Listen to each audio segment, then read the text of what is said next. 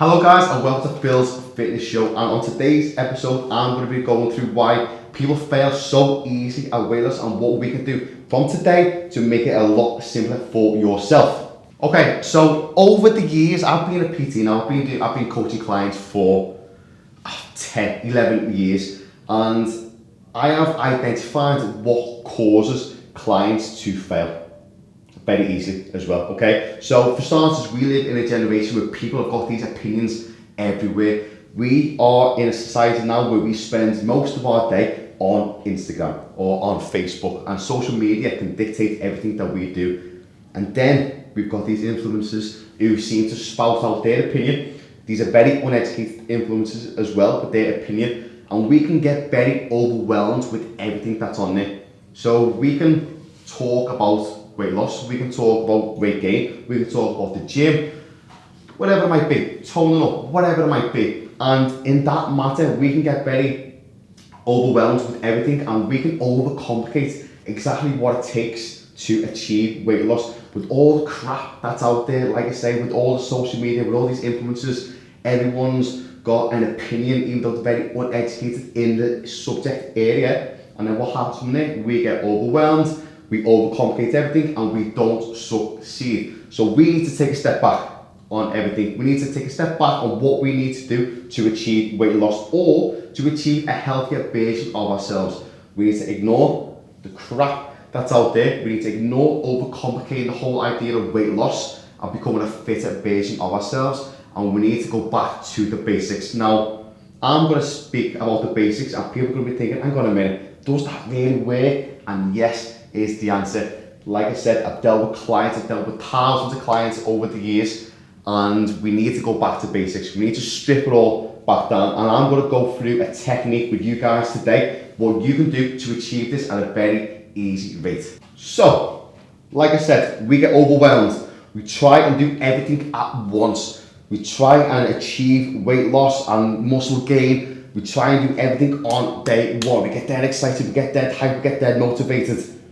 But we've had years of these bad habits that have put us in the position that we're in right now. You're watching this video because you probably want to change, and you're thinking, right, I've had years of bad habits where it could be eating a bit of crap, not having any breakfast, not having any good quality food in your day, not really going to the gym, not going to the gym and knowing what you're doing in the gym. You might not be getting your steps in, you might be going to bed very late, having poor quality sleep, whatever it might be. These are all bad habits that have put you in your position.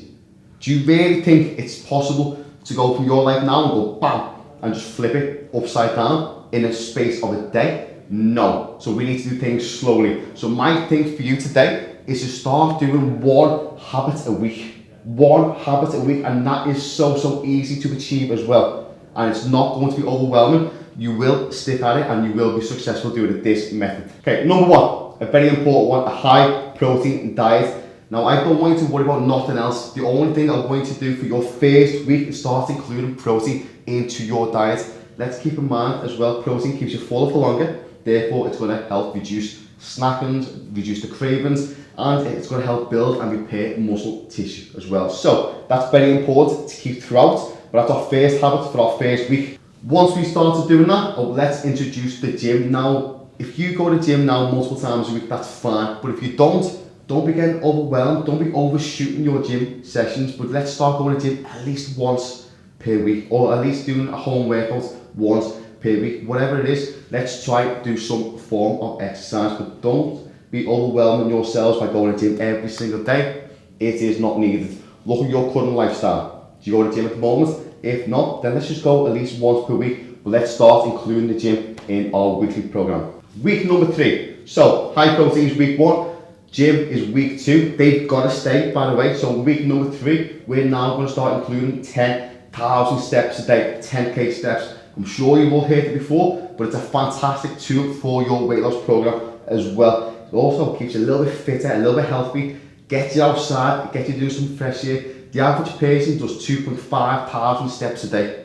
That's the average person. So it's going to be a challenge for some people, but that's week number 3, 10k steps. Right, week number 4, starting to get a little bit intense now. We're adding a habit a week, and you've got to keep these habits going. Week number 4 is 3 litres of water every single day. Yes, I'm sorry, you're going to be weighing so much, but it's essential. Our bodies are 70% water, so it's pretty important, and it's going to help keep the cravings and the snacks at bay.